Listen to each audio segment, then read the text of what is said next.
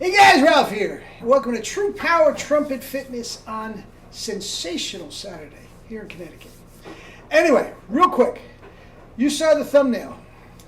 Musings on MEL. Guys, I got a lot of emails and comments and all this sort of stuff about the greatness of MEL, and I just want to wrap it up a little bit. Okay? So, I have played a little bit, not a lot, a little bit. Let's see what we got, and we'll wrap this up about MEL.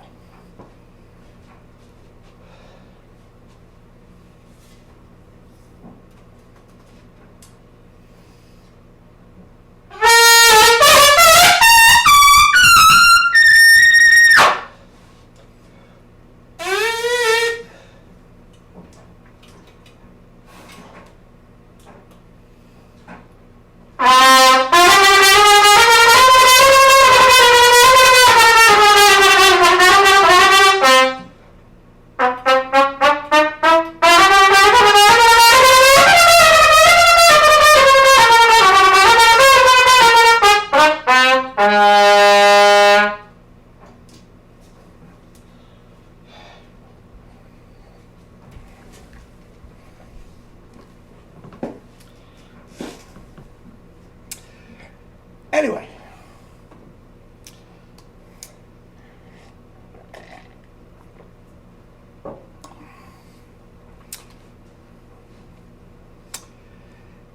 here's the deal. Let me get a couple things out of the way right away. And they're a little on the morbid side. But you all know the respect, admiration, and just idol worship that I had for Mel Broyles. And watching that video was so exhilarating, brought me back to days, and finally you guys got to see or hear the brilliance that I've been talking about. Okay? Now, with that said, it was a little bittersweet for me because I knew him in his heyday. I knew him when he was a good 50 to 75 pounds less. Guys, this idol of mine was morbidly obese. You saw the picture of his face and his jowls and everything. He was just so bloated. His face was almost distorted beyond recognition. And guys, the fact of the matter is, he'd be 92 today. And I'm telling you right here, right now, if he was still alive, he'd still be down at the Met, knocking off Parsifal and Electra. I know he would. He would never have retired. There was something about it that was just so magical to him. To be the man, the myth, the legend, and all that. He just loved that job. And he would still be there. I really and truly believe that. But he left us way too soon. 2003, he passed away, early 70s. That would be about 72, I guess. Doesn't matter. Guys, you have to take care of yourself. You have to take care of himself. Now, all of you may know that he literally, at the end of his career, not his life, but his career, he had a stroke in the pit. It was a few measures before intermission. A massive stroke where the entire left side of his body, his arm and his mouth, was completely incapacitated. And what did he do? He came back for the second half and played right-handed, and according to Mark Gould, didn't miss a note. Now, that's a little maniacal. I mean, a lot maniacal. I give you that.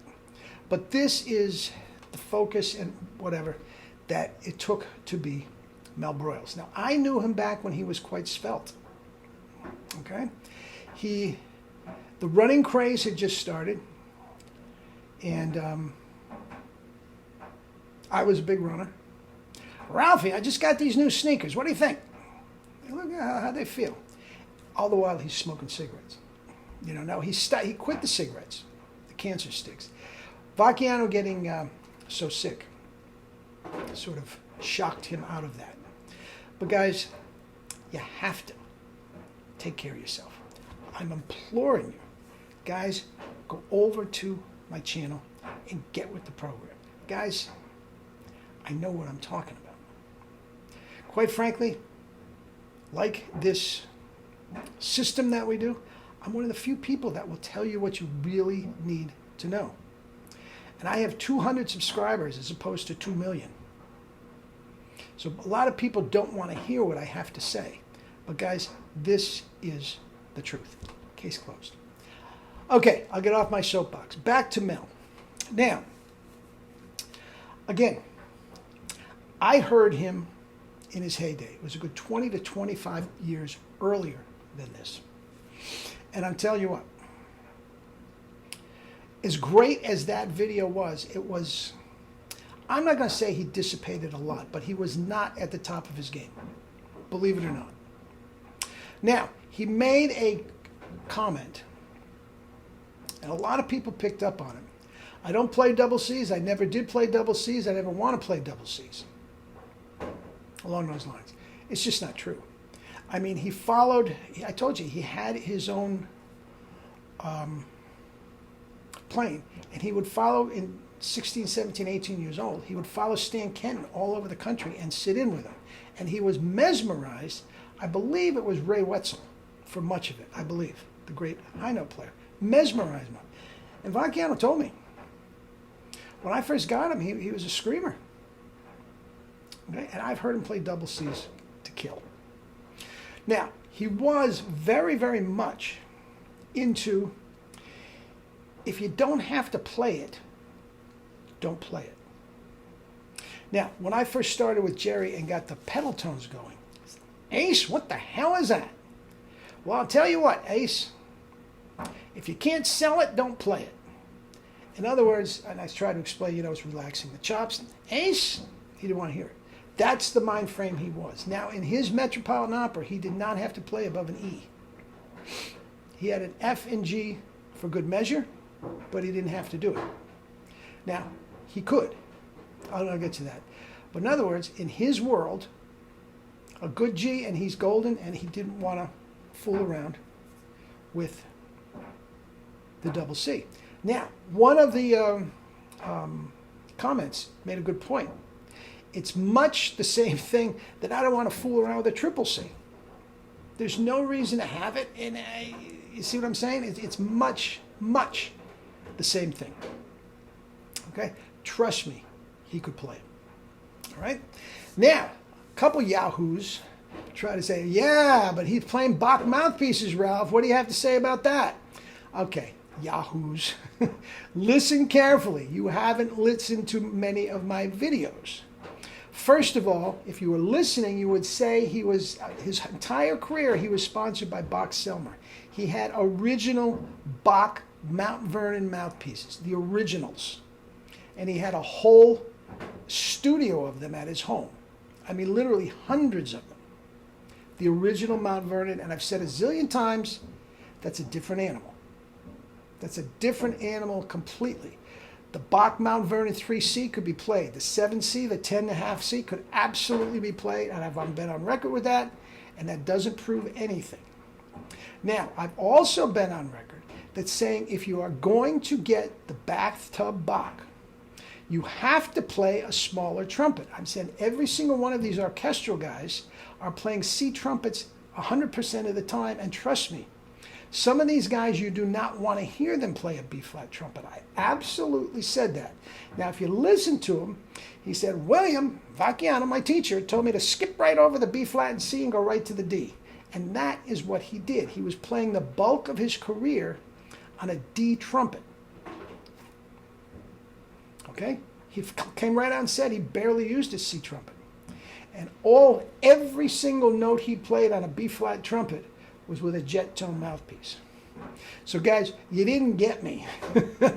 He just proved my point. I told you, three mouthpieces. The 1 1/4 Mount Vernon for anything orchestral on a D and E flat trumpet. The flugelhorn trumpet, the flugelhorn mouthpiece with tape on it when he got in trouble, and everything else, the pick and the B flat trumpet, those Jackie Gleason things were not on Bach's, they were on a jet tone. All right? I stand by it.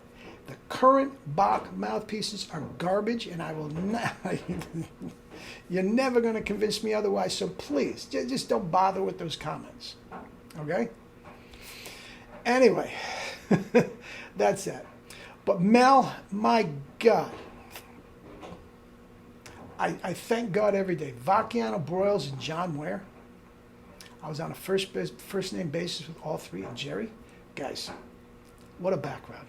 What a life in trumpet. I'm the luckiest man in the world. Anyway, eat and drink your fruits and vegetables and live your life with true power. Not the fake stuff, true power. Love you all.